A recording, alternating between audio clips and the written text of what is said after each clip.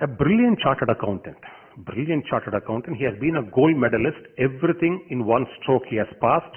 He has been a BSc chemistry graduate, learned accountancy for the first time, cleared it in one stroke, and was a gold medalist. And he was in a very, very good position in a company. Now, 3 of his friends decided to get into stock market. Thought that they can become millionaires overnight. So, in 1992, he gave up his job of a very nice position and decided to plunge into the share market. The first 1.5 or 2 years, in those days, they could make a kill of a profit of close to 75 lakhs. And in the next 18 to 20 months, they simply tumbled down, and each one was with a deficit of 25 lakhs minus. Each one of the partners. 25 lakhs with absolutely no clue to progress. And what did he do to eke out his daily livelihood? Because he is a gold medalist, he just promoted himself through his friends and known contacts and started to take CA tuition to earn his livelihood. It came down to, he just could not go back to the exchange. He was just teaching, and his wife was working in a school. One day, one of his friends called him and said, it's enough, you apply for a job. So he sent his CV those days by post. The friend telephoned him and confirmed that he has received the CV, and somehow he misplaced it. So this went on for some time. In 95 October, somebody advised him, why don't you go to Acharya? He has been your Parampara Kulaguru. Somewhere you have left it out, start going. Pure grace, between October 94 or 95 to March or April, this devotee visited Shringeri 10 times. All on a sudden. And every time he goes, there has been an experience. From and out of the crowd, Acharya will call him, this is for you, and he'll give one photograph. Start praying this every day in your house. Out of the box. Out of the box. Now, one fine day, after 3.5, 4 months, the man who called his CV recovered it from a dustbin. As he was clearing all his waste papers, he flushed it. When he was about to throw all the waste papers out of his dustbin, he took his CV out. Called him and said, I misplaced it, how I got the CV. Come to Bombay. A job was issued to him in Bombay. Now he has debts to his neck. He just can't leave that place.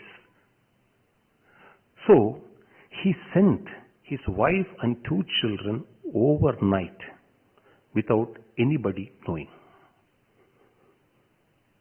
And he decided to stay for a week because every day people are watching him. Some are his friends, some are his relatives, some are known. It's all fine. But still, if you abscond, then things can happen, turn murky.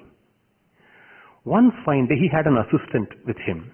That assistant assured, get out, go to Bombay, I will manage the show. Early morning, 5:30 flight, he flew from that place, just ran away from that place to Bombay. Secured a job with some salary of 4-5 lakhs in 1995, which was simply not good enough to wipe out all the loans. After a few days, they discovered he is not in that place, and people started to chase him. He was only giving an assurance, you can do whatever you want to do, give me time, I'll prepay. Just in 1.5 years, an insurance company was about to come into India. They called him for an interview and said, we are so impressed with your CV, we will give you 20 lakhs salary.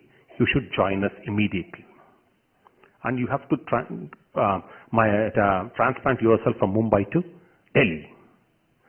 So his only agenda in the mind was, well, I have loans. I need to repay my loans. This man is offering me a bigger package. So let me jump into this offer. Something prompted in him Why don't we take the blessings of Acharya? Comes to Sringeri and narrates that this is what I'm earning, this is what is being offered, and these are my debts. Therefore, I want to take up this job. I've come here to seek your blessings. Acharya smiles and tells, you don't have to go, because I doubt whether this company will first come into India. Stay with this employer. He is bound to take care of you for the rest of your life. Goes back to Bombay. Human mind, 5 lakhs, 20 lakhs, 15 lakhs, loan. Why should people start calling their parents? There is a harassment by all the relatives, putting so much of pressure on their parents.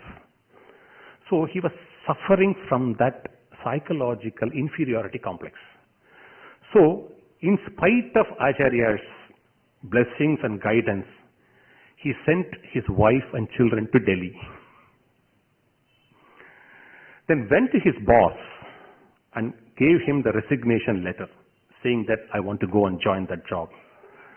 His boss is a super boss. He said, resignation, good, thank God. He tore it and then put it in the dustbin. What's your problem? Then for the first time he narrates that he is into deep debts. He said, come, why did you not say all these 3 years? Your problem is your debt. Your problem is not your boss or your working environment. Yes, that's my problem. Tell your people within 1 week you will clear your debts.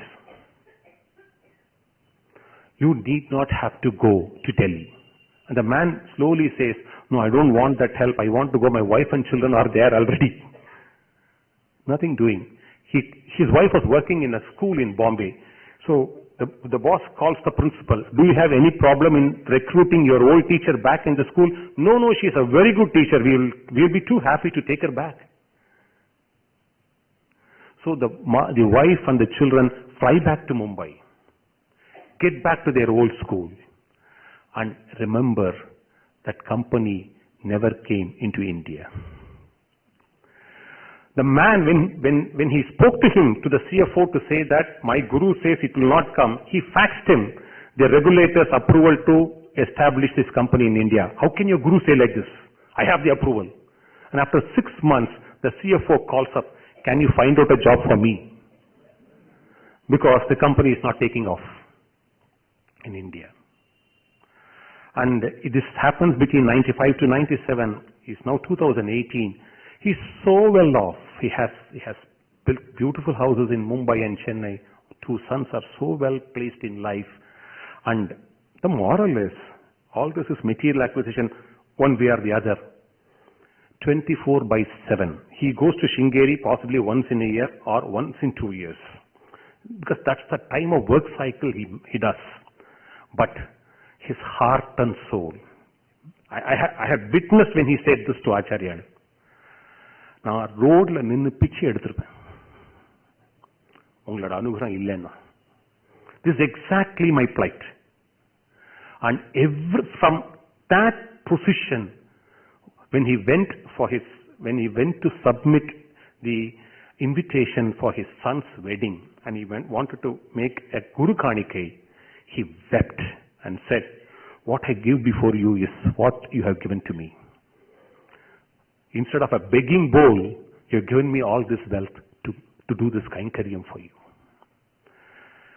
Pure grace. And the man, 24/7, wherever he travels, whenever he works, he keeps meditating on Shri Guru Pahimam, Paramadayalo Pahimam, Sringeri Jagadguru Pahimam, Bharati Tirtha Pahimam.